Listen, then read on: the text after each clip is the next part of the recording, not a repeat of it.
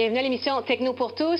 C'est l'événement de l'année dans l'univers du marketing digital. Le Bureau de la publicité interactive du Canada, c'est en quelque sorte le porte-parole de cette industrie, organise une tournée canadienne, des conférences donc tout au long de la semaine pour discuter des plus récentes innovations et des enjeux de l'heure dans l'univers de la pub en ligne. Pour en parler, je reçois Samuel Parent, il est directeur régional du Québec d'IAB Canada et aussi consultant chez Titan Interactive. Bonjour, M. Parent. Bonjour. Merci de nous accompagner aujourd'hui.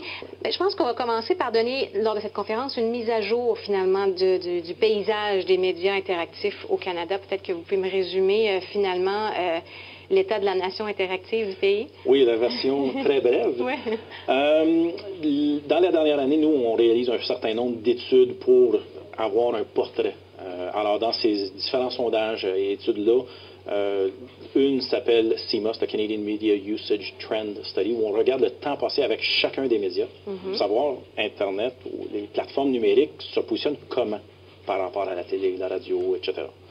La dernière fois qu'on a fait l'étude, qui est sortie en décembre dernier, 1735 minutes par semaine passées avec les plateformes numériques, ce qui était marginalement en avant de la télévision.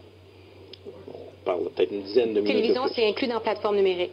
Bien sûr. Non. Non, c'est exclu. Exclu. Okay. Donc, c'était quelques minutes de plus que le total télévision, qui, lui, a grossi quand même considérablement dans les dernières années, a évolué positivement.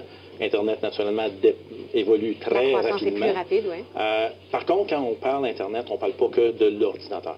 L'ordinateur, oui, c'est la plus grande part, à 43 du temps. 27 sur nos appareils cellulaires. 17 sur nos tablettes, ceux qui en ont une. On est de plus en plus nombreux.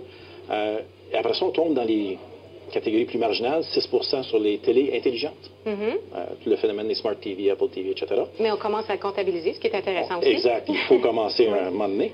Et 4 via les consoles, donc les consoles de jeux, Xbox, PSP, etc. Ah, on le calcule, ça. Pourquoi on le calcule? Parce qu'on accède au web via ces plateformes-là. C'est plusieurs personnes qui n'ont pas de télé intelligente, mais leur console de jeu deviennent leur télé intelligente. Ils ont accès à YouTube, ils ont accès à leur Facebook, ils ont accès à un paquet de contenu via leur console sans nécessairement jouer. Intéressant. Donc, on va chercher de l'information, on va même sur les réseaux sociaux via la console. Donc, c'est pas uniquement pour le jeu. J'aime ça, oui. Mais il est quand même assez vaste, hein, en 2014.